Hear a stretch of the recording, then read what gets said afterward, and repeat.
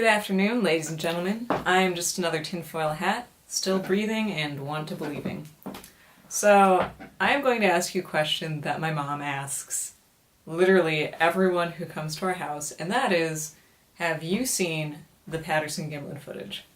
I'm sure most of you probably have, considering that the Patterson Gimlin footage has made it onto probably every Bigfoot documentary ever made, and with good reason. For those of you who haven't heard of it, in my opinion, it is the single best piece of evidence in a gigantic mountain of great evidence for the existence of Sasquatch. Shot in 1967 by Roger Patterson and Bob Gimlin, the footage is about a minute long and shows a large, hairy biped nicknamed Patty walking away from the camera. Detailed analysis of the footage has shown that you can actually see the musculature of the creature moving underneath the skin, and that the proportions are unable to fit, a person, a human being.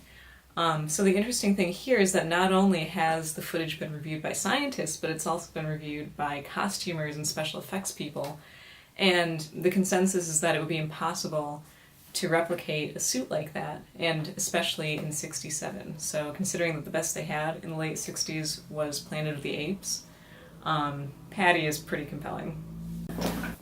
The bummer thing here is that this super remarkable piece of evidence, 59.5 seconds of totally unaltered film, which shows an as of yet unexplained animal walking through it, it's pretty much been swept under the rug. Nobody, really talks about it anymore because it's kind of been turned into a laughingstock. You bring up Patterson Gimlin, and most people who don't really study Bigfoot or the paranormal think they remember hearing it was written off as a hoax. Well, actually it wasn't. It's just, it's not really talked about anymore because of that stigma. And it's really weird, something I've noticed, because although the paranormal in general is regarded as kind of weird, you tell people you research UFOs and they look at you like, oh, so you spend most of your day watching static with a tinfoil hat or something like that. But for some reason, Bigfoot research seems extra stigma-y. I don't really know why, especially considering that it's probably the phenomena with the most hard evidence at the moment to back it up. So, what could be considered like the standard Bigfoot? Standard Bigfoot sightings claim that it's a bipedal hominid that stands about 7 feet tall, though some have been observed that are much taller, ranging like 10, 11, 12 feet tall. Completely covered in hair that's typically a kind of dark russet sort of brown-red, though there have been sightings of blonde Bigfoots, white, black, any variation within those. Aside from the Patterson Gimlin footage, there's also hundreds of pieces of photographic and video evidence, and then there's trace evidence, particularly footprint casts, and also just the sheer number of sighting reports. So there are two main types of trace evidence that you look at in the search for Bigfoot. The first would be hair samples, and there have been several samples which have been tested and come back as primate, but inconclusive as to which primate. So, which in my mind, DNA which is primate in nature, but matches no known primate, seems to be good evidence for, maybe an unknown primate. But I think most DNA samples from hair, they're kind of under the rug with the Patterson Gimlin footage, unfortunately. Now, Dr. Jeff Meldrum, who is an expert in primate locomotion, foot morphology, and Sasquatch, has made a massive comprehensive study of the footprint casts that he's collected and has discovered that, guess what, bucko, most of them are not made by hoaxers with cardboard strapped to their feet. Many authentic casts not only possess dermal ridges, but also individual differences like scarring or foot deformities. And almost all of them possess a mid-tarsal break, which I'd like to add is also observable in the footage of Patty. Now, I saw a recent article by one of those dogmatic, believing skeptic sites that say that the tracks could be made by humans, as 1 in 13 people possesses the mid-tarsal break. Which, the few things that I would like to know is 1, what person walks barefoot in the wilderness all for a hoax? 2, how many of these nutcases would there have to be to create all of these, mid-tarsal break footprints?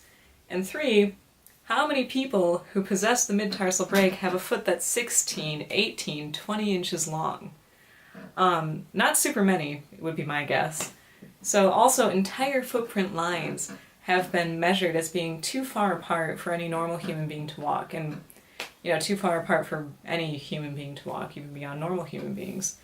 And also, the prints have been impressed into the ground so deep that the pressure needed to indent them is far above the weight of a typical human being, but not outside the bounds of, say, a 10-foot tall, primate. And of course, beyond all of the trace evidence and the photographic evidence are the reports. Hundreds of Bigfoot sightings are reported every year in the US alone, and much like UFO research, it's likely that for every one that's reported, there's 8 or 9 sightings that will never be reported for fear of ridicule. I'd also like to point out here that Bigfoot is not a hoax that was started up in the 50s or 60s. Bigfoot features prominently in most indigenous cultures' traditions, and there are well-documented sightings in many of America's first newspapers dating back to like the 1800s. So even beyond the photographs, the trace evidence, and the sheer number of reliable reports, science still says, where's the body? Well, it's probably buried. It's been observed that chimpanzees actually grieve and bury their dead, and of course many pre-human hominids also did that. And another thing to point out here is that actually a lot of people consider Bigfoot the missing link or something between humans and great apes, when in reality evolution isn't like, a tidy, neat lineup. It's kind of like the food chain. There's a bunch of things kind of all intertwining and making a giant mess. And early man, it's shown in the fossil records, did actually share the earth with other hominids. So again, is it super weird to think that there might not be another hominid living in North America? I don't think so. And it's also not weird to think that this advanced, great ape would probably bury its dead. I mean, it would be expected, honestly. Even though, in all likelihood too, at one point in time, I think it's likely that somebody did possess the body of a Bigfoot.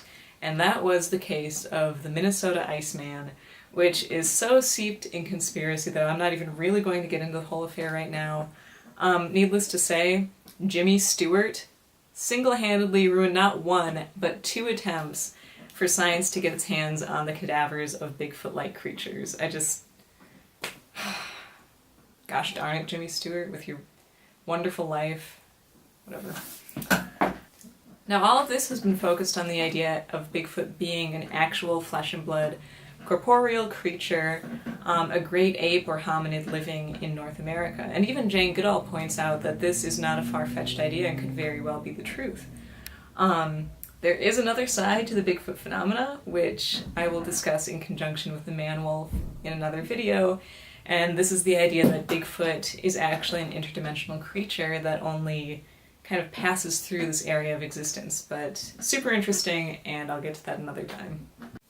So, yeah, for the time being, keep an eye out for Bigfoot, Sasquatch, the skunk ape, the hairy man, Momo the Missouri monster.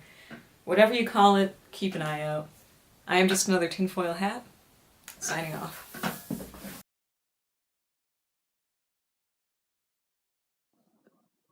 Doing.